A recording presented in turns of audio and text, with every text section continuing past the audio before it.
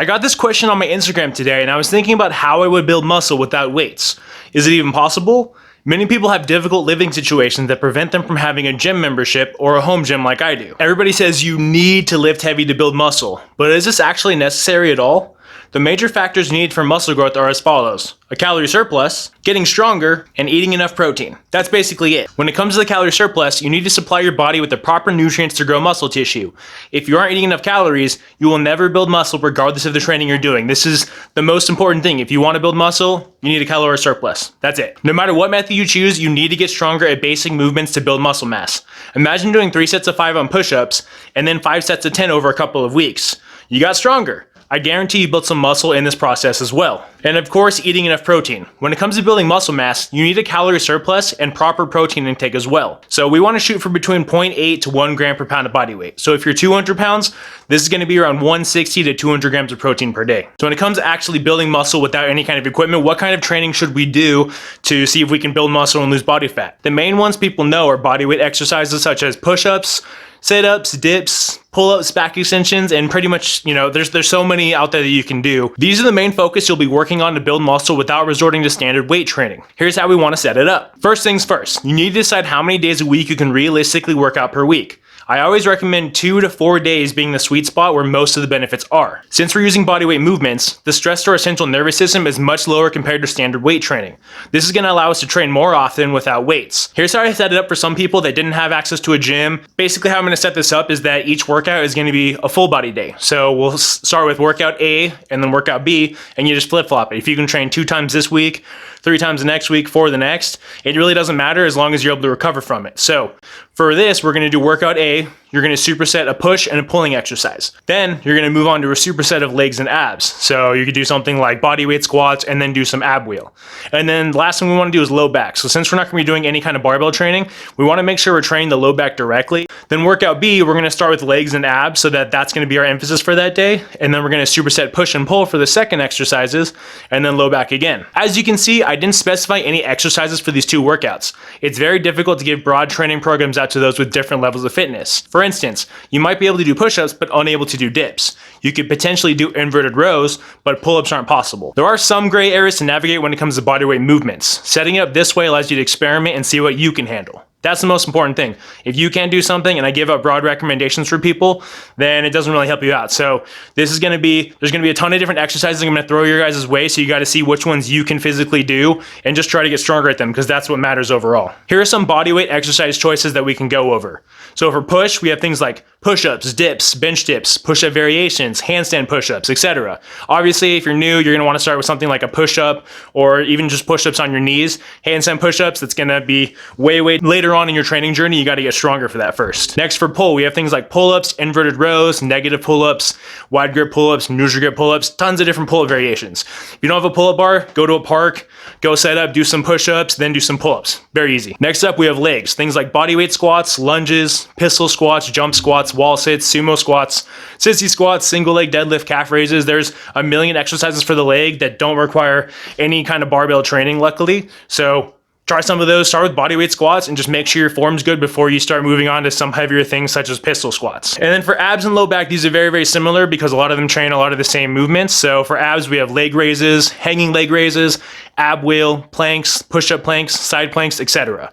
For low back, back extensions, supermans, reverse hypers, and banded Romanian deadlifts. Setting it up this way for myself, I have 2 days where the push and pull are the focus first, and then the other 2 days are going to be legs and abs taking priority. This allows you to train harder in certain muscle groups at the beginning of the training session when you're fresh. As you can see, these exercises are mostly compound movements. I believe the best way to build muscle and strength is to focus on compound exercises that hit multiple muscles simultaneously. Now, you don't have to set up your workouts like this at all, but this is just an example of what you can do. You can pick more exercises instead of repeating them every week, for instance. You could do 4 different workouts and just pick different exercises for every single day.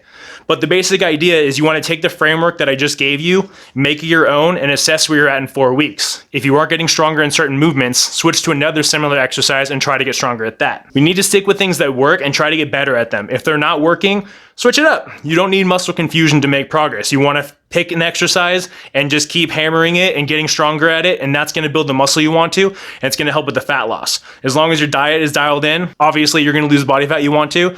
If you're pushing, how many sets you're able to do, how many reps you're able to do with these exercises, you'll build strength and muscle. You just got to be consistent with it. If you have any questions on the topic of setting up your bodyweight training program, definitely let me know in the comments below. I know this is a hot topic for a lot of people. If you're trying to, build muscle, you don't have any equipment, then I have a lot of experience with this. If you need help, let me know and I will help you. Now, this is probably the most important thing if you want to make progress with your bodyweight training. You can't just be doing the same things every single time. Oh, I did 50 push-ups, I'm done. Like, you need to find a way to apply progressive overload. And no matter who you are, no matter what the goal is, progressive overload is absolutely important. This is a quote from Jay at aworkoutroutine.com. The progressive overload principle basically states, in order for a muscle to grow, strength to be gained, performance to increase, or for any similar improvement to occur, the human body will be forced to adapt to a tension that is above and beyond what it has previously experienced. Go back and read that again. As Jay states, progressive overload is necessary to build muscle, gain strength, and increase your performance. You have to apply more stress over time to build any adaptations in the body. Here are a couple examples of proper progressive overload for bodyweight training. I'll be using push-ups for this next example. I'll be using push-ups for this next example, so pay attention to this next part. So the first way we can apply progressive overload is to add more sets. If you did 5 sets of 10 in your push-up workout this week, you could add a set next time for 6 sets of 10. We change one variable and increase the stimulus your body needs to grow. This is probably the easiest way to increase your volume and your potential muscle growth. It's much easier to do another set than it is to add more reps to the same number of sets. The second way we're actually able to do progressive overload is adding reps. This is very simple and something most people forget they can do instead of adding weight.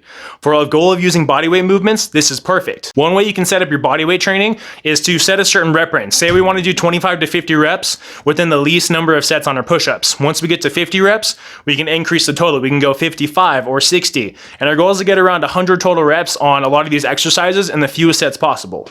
Obviously, we want to be doing 100 reps of push-ups. We should probably move on to something that's a little bit more difficult, such as dips, pause push-ups, close grip, incline, decline, etc. There's a ton of different variations you can do, so make sure that you're constantly increasing the intensity of the work instead of just adding reps. That's why you shouldn't do this indefinitely, because the principle of junk volume is very, very important. You don't want to just keep doing more and more work just for the sake of doing more work, because all that's going to do is make you tired. You're not going to build as much muscle and you're not going to get stronger because of it. So make sure you apply this properly and get stronger.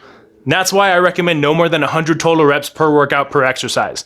As an example, as soon as you're capable of bodyweight squats for 2 sets of 50, it's time to switch. You either have to make the exercise harder or pick another leg movement you suck at, like pistol squats, which everyone sucks at. Unless you're in CrossFit, then everyone's great at it. The third way that we can actually apply progressive overload is by increasing your intensity. The normal way to do this is by adding weight to your exercises.